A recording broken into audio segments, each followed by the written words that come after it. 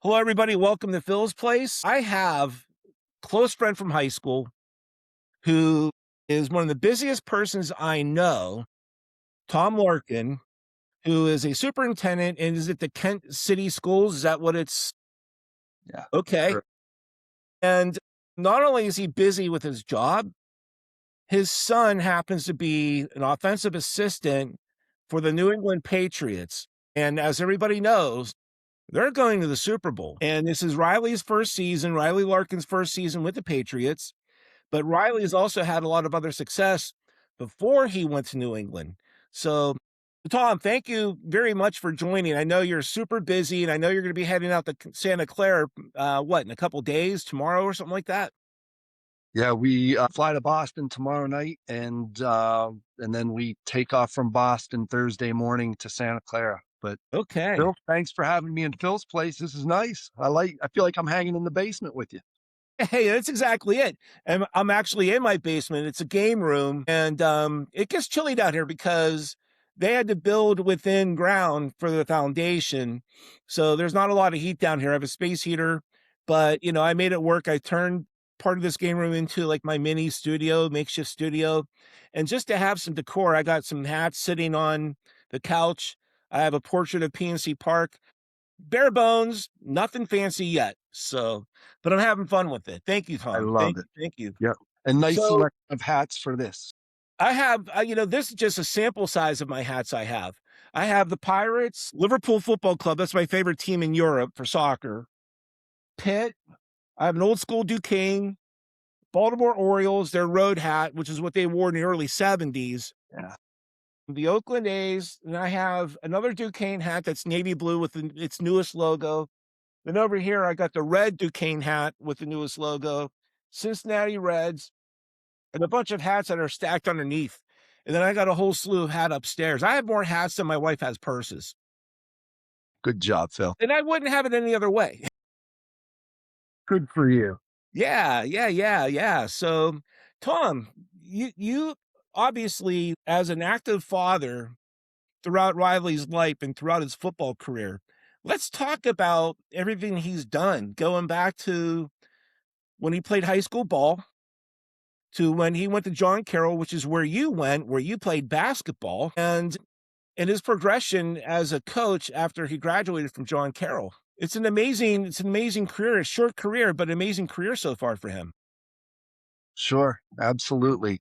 Well, thanks again for acknowledging him and wanting to hear more about his story. That's nice of I you. appreciate you talking about it.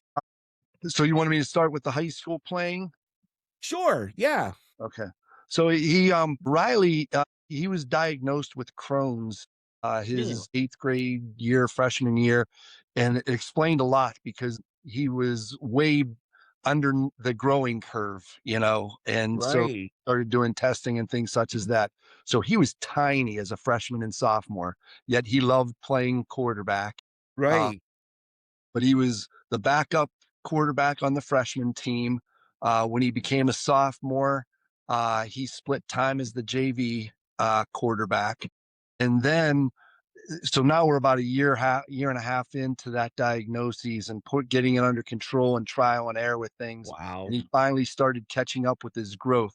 So his junior year, he was the backup varsity quarterback and starting JV quarterback. And we had a team that was contending for the conference championship. And with 3 games left, the starting quarterback was injured and Riley got thrown in. And Okay.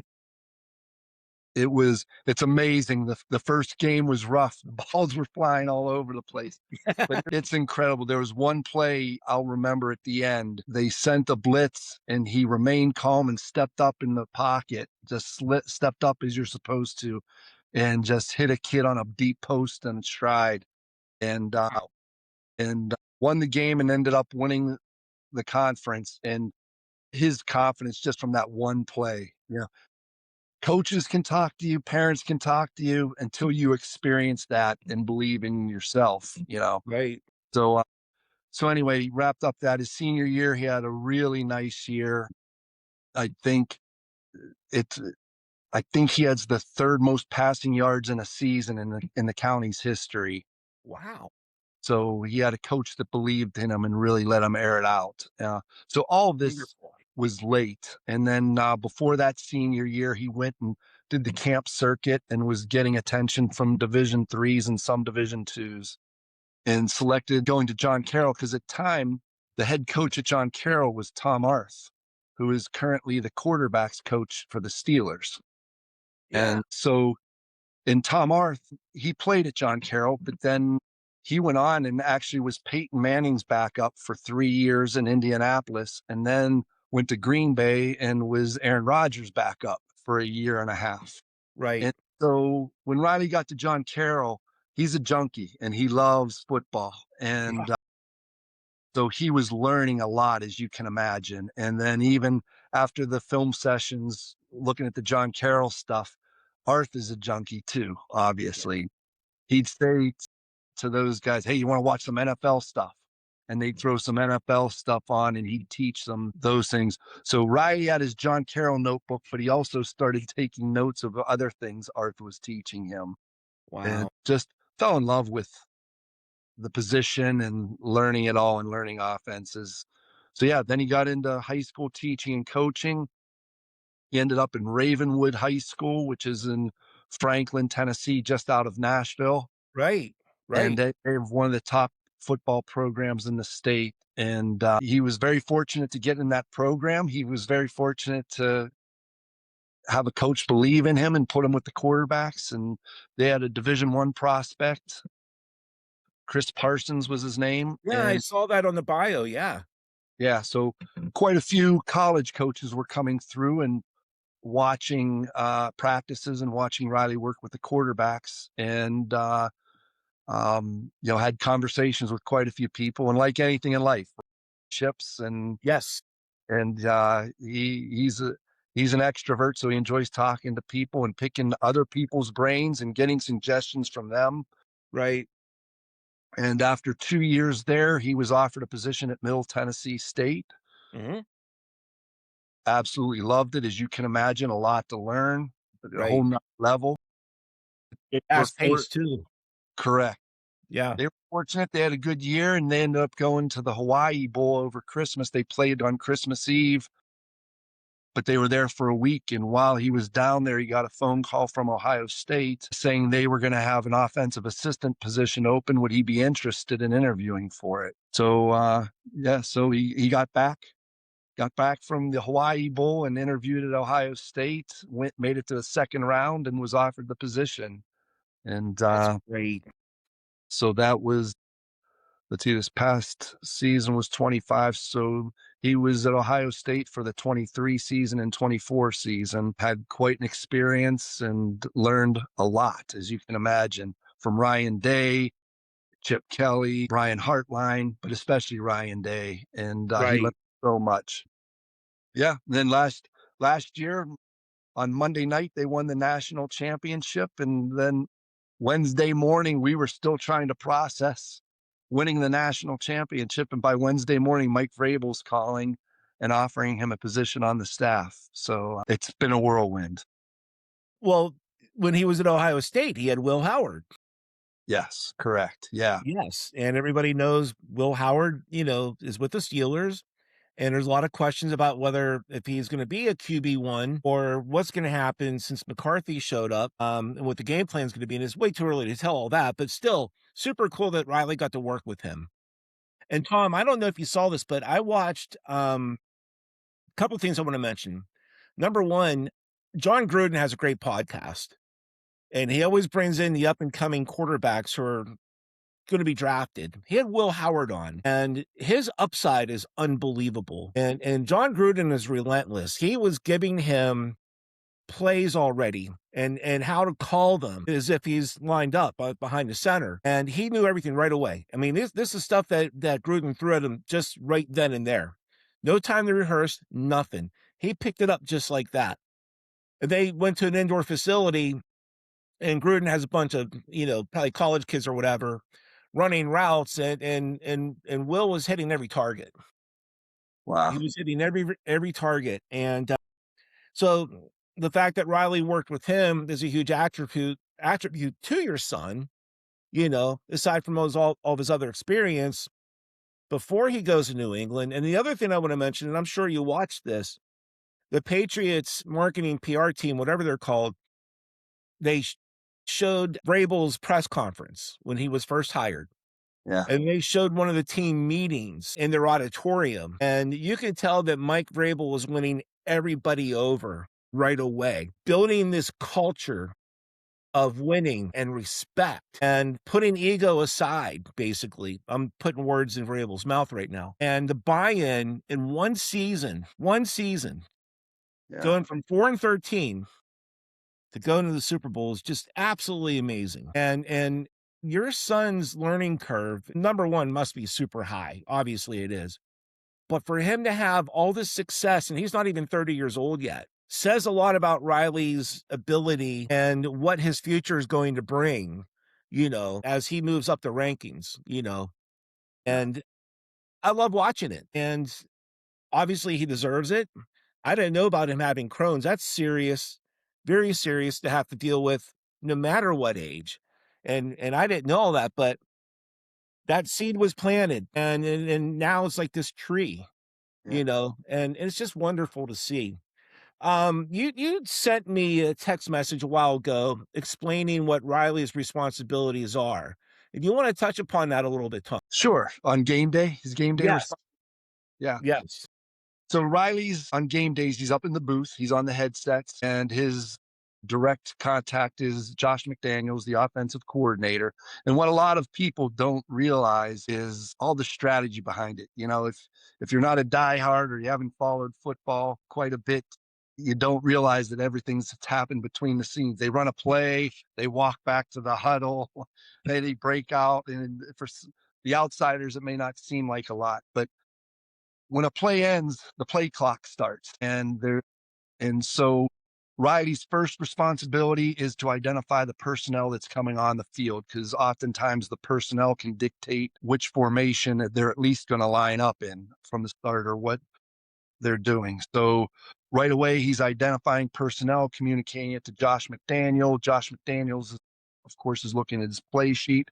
So he has down and distance. Now, with knowing the personnel that's coming on, he starts going to a certain section on that play call.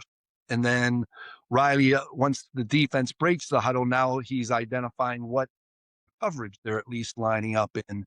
And so that, of course, is going to dictate what Josh is communicating to Drake May. Oh, And so as Josh takes that information, and remember Drake's helmet audio goes off with 15 seconds left in the play clocks. So okay. Josh I didn't know that. going in his head to get that in. So when he makes the play call, Riley then is up in the booth and he is writing down the play call because he needs to start these trends. In the meantime, they break the huddle, they come out, and as you see on TV, oftentimes defenses are shifting.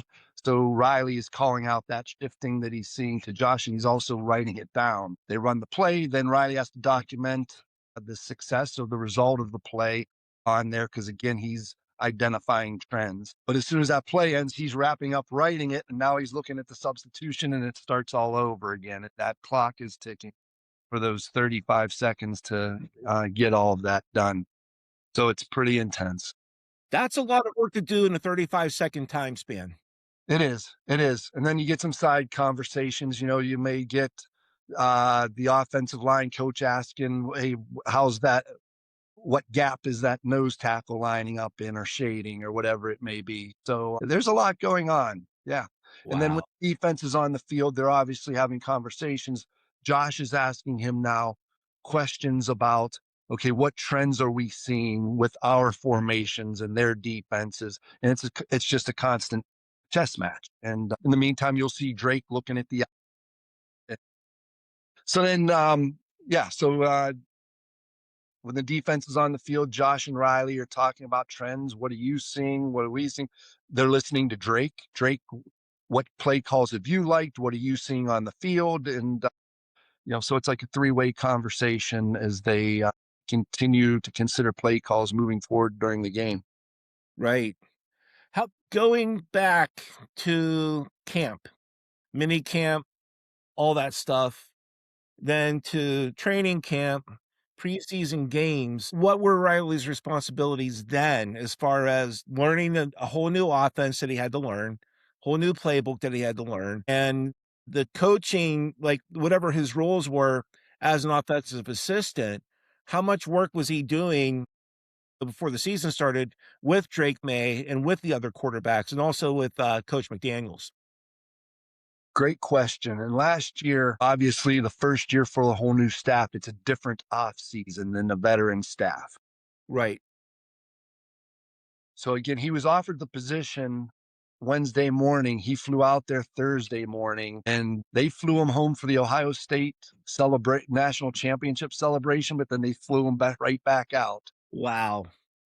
because they Thank, start thank you, Mr. Kraft. exactly, exactly. Unbelievable. But they started building the offense from scratch right away. Terminology, formations, and so it was a lot of work because he was shifting from learning a whole new system, whole new terminology, and what Josh wanted. Right. So on one hand, and that was the first stage, learning everything, learn. And it was funny. We went to his apartment when we saw it for the first time, and he just had plays all over his bathroom mirror, on his refrigerator, um, along the sides of his TV, is just quizzing himself and constantly soaking it in. That's amazing. That's actually great. Yeah. Yeah. So that was one piece. So then the second piece was, to your point, was when the players come for their OTAs and things such as that. Then it started working with the first time around. Let's look at what we have. Let's look at the skill sets. What are their strengths? What are some areas we can maybe challenge them on, Mhm. while also teaching them this new system? So it was a busy off season, as you can imagine. Yeah. In June, right before they set them loose, they really start. You'll hear coaches talk about the operation, and you'll hear head coach and coordinators talk about, we need to make sure our operation is running smooth. What they mean by that is that whole communication between the booth and head coach to the quarterback's headset, and getting all that done. And that was um, every practice they work on that, wearing those headsets and working on that That communication makes perfect sense. and the operations of things during the team sets. That makes perfect sense, yeah. When they're in individual work, Riley is focused mostly on passing game, and he spends quite a bit of time with the receivers, but he also works with the quarterbacks and receivers, and getting the timing down, and focuses quite a bit on the passing game. Okay. Okay, and that includes tight ends too then. Yeah, So he's a busy guy in the quarterback room, in the receivers room, Coach McDaniels, Coach Vrabel, and the other coaches on offense. exactly. Wow. Wow. He's So very fortunate. I keep telling him he's getting a Harvard education in football, because yes, he is. you think how lucky he was at Ohio State. I mean, Ryan Day is the winningest active college coach, and is a wizard from the offensive standpoint. Learning from Kelly, Brian Hartline, he learned so much there, and then he comes into this team, and you're learning from Josh, especially. They're attached at the hip, but Okay, good. obviously, but they have Doug Marrone is the line coach. He's a former head coach. So Right? just sitting in that room and what he's soaking up from these conversations, he's very fortunate. He's so blessed, and he Yeah. knows it. And so he just keeps taking physical notes and mental notes. Well, and I was thinking about this earlier today. I'm like, he probably doesn't have time to pinch himself for how lucky he is and how fortunate he is. But no matter what happens on Sunday with the result, I'm sure that they will, convene back in Foxborough. And then hopefully at some point after that, they're going to have some time off where he can just kind of clear his mind a little bit, go away somewhere nice on vacation, because they're all going to deserve it, either way. Yeah. Yeah. Well, I took Phil, I'll be honest with you. I'm so proud of all three of my kids for so many reasons. But one of And the I know reasons Shannon I'm from so whenever she was at Duquesne University. yeah, but one of the things I'm most proud of Riley through this amazing ride is he does realize how fortunate he is. Right. Just 2 weeks ago, it was the Thursday before the AFC Championship game, and, I came downstairs. It was between 5 and 5:30 AM, getting my coffee going, and my phone rang, and it was Riley. And I was thinking, "Oh, man, I hope everything's alright." He said, "Dad, I just had to share this with someone." He goes, "I just pulled in, and I'm sitting here looking at Gillette Stadium, and I'm saying to myself, 'I can't believe I'm here, and I'm preparing for the AFC Championship.'" As a father, I was so proud, Right. because it's a long season and there's a lot of monotony that people don't realize. And we Exactly. all know this. It's easy when you experience so much success to take things for granted. I was so proud of him that he's just soaking it all in and realizing how blessed he is. It's just great, and I love the game of football. I have experience with University of Pittsburgh's athletic department, Tom. I worked as an intern.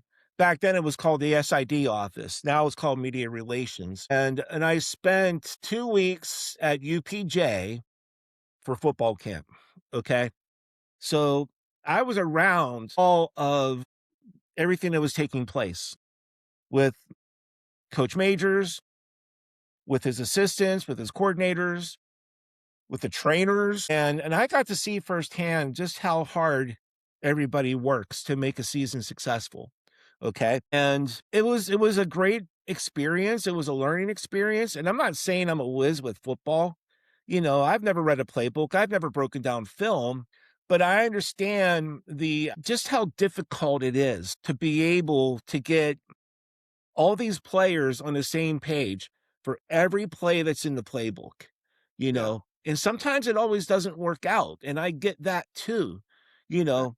And this is what, my friends and I are talking about, just not with Mike McCarthy being hired by the Steelers or, certain coaches who've just been hired with their new teams or whatever, but and even with Bill Belichick, not getting the nod for the Hall of Fame his first time around. The point is, and you know this, Tom, from playing sports, you coached also in basketball, correct? Yeah. Yeah. Yeah. Your players, for as athletic as they are, your players are only going to be as good as the coaching. Mhm. That's the bottom line. And even James Harrison talked about that on his podcast. He was attributing Dick LeBeau for why he was such a good linebacker. And Keith Butler also, who was a linebackers coach. It all comes down to coaching and having the athletes who are not only going to soak in the playbook, but will be dedicated and will put forth that effort. Phone call. In order to be successful. Yeah. And sometimes it's not going to mean a 17-0 season and just blowing everybody out of the water to win the Super Bowl. But just a lot of hard work, a lot of dedication, injuries, other things happen. And Yep. I give everybody in the New England Patriots organization so much credit. And this is a different regime. This isn't the Patriots that we didn't like when they were beating the Steelers every time in the championship game. Yeah. Mike Vrabel, number one, played for the Steelers. So I liked him back then, and he was always just such a great football player. Always had his head in for the play and seemed to always know what was going to happen. So he's got a great football mind. But he also seems like such a great guy while he's running, Yes. while he is operating this how do I want to say this? Business first for sure. And then after that will come the relationship, the personal relationship that he develops with each and every person in that organization. And that's a lot for him. Yeah. Well, Phil, I guess the number one step to coaching, and I would say this is the number one step in leadership in anything, is it's about people and it's about relationships. And before anyone's going to want to learn anything from you or give you an opportunity to lead them, they need to know that you care about them Right. authentically and genuinely. It's not just a few words. Absolutely.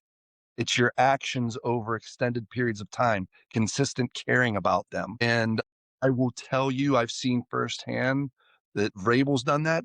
You talked about Harrison bringing up LeBeau. Well, we all know Harrison is this tough, mean guy that's going to rip people's heads off, but he'll also tell you how Dick LeBeau made him feel and how he knew LeBeau cared about him.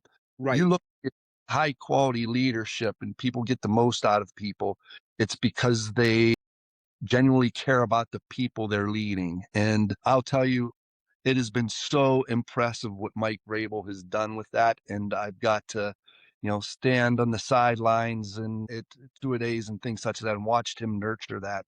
It's amazing. In fact, after the AFC championship game, they got snowed in. So we were all at the team hotel having a little bit of a celebration after the Yeah. game. You can imagine. Good. Well, it ended up, it just so happens, my wife Amy and I were sitting with Vrabel and his wife and, congratulated him. And we are just chatting. And I said, I've really learned and you've reinforced a lot of what I believe in leadership just watching you Yes. this past season. And I said, Yes. from the very start, I said, I was so impressed because you sacrificed talent for character, and character always come first. And he's held true to that all season long. And Right. look what you have as a result. Yep. That's the He formula. Yeah, That is the form that's the yeah, catalyst as far as being a leader is concerned, yeah. and he And has you started that whole thing by saying, how do you get all these guys on the same page? I mean, you're talking about men that are warriors that grew up in different cultures, Yep. environments, different Yep. parts of the country and walks of life, and to get them all on the same page. Well, what's the first step in doing that? First of all, is each of them believing you care about them. And he's been amazing with that. He's phenomenal. That's awesome. That's awesome. You know, talk about John Carroll University. There's something in the water on that campus, Tom. Because Don Shula was a coach there. The stadium's named after him. You have other great people that came out of football and basketball and other sports. But just in general, what is it about John Carroll University that makes it such a great institution? And people like Chris Wensler, who we knew and loved, who unfortunately is no longer with us. But anytime you're around Chris, I'm using Chris as an example because he had so much pride, Yeah. not only in what he did, but the fact that he was working at John Carroll. Yeah. What is it about JCU, man? Well, I think it gets back to a lot of what I just talked about and relationship and feeling cared for. And, I can tell you, I felt something different. As you recall, during high school, I was being recruited for basketball. So I would go visits and they would uh, put you with the basketball player. You'd spend the weekend mostly with the basketball team and things such as that, um, which is great. And I had great visits. But when I went to John Carroll, my John Carroll visit right from the start was different. Mhm. At the other places, they were talking to me as a recruit and I was being treated as a basketball player. When I went to John Carroll, I was being treated as Tom Larkin. They were interested in me as a person. They wanted to know about my family. They wanted, it was amazing. It was just a completely different feel from that recruiting trip. Right. And so that held true. When I went there, I felt genuinely cared for, not just in the basketball program, but the other students in the dorms, my professors. And whether we all want to admit it or not, we also all want to be pushed. Yeah, And of that's course. the next thing. When I was at John Carroll, I felt like I was pushed with my faith Mhm. and growing in my faith. So, yeah, so I was being pushed academically and I started believing in myself, Right. more so than in high school, even. And then athletically, you were pushed all the time because at Yeah. John Carroll, they bring in numbers and it's survival of the fittest. And then just everyone, you mentioned Chris Wensler, just an amazing human being, but just the way he conducted himself, to your point, he was SI as a student there, and he was a couple years older than me. And I remember there was I'm like, man, this guy carries himself very professionally. I mean, Yeah. he felt like he was a decade older than me, the way he conducted himself. everyone around you just set this standard that so you had to be on from the time you woke up to the time you went to bed, and Right.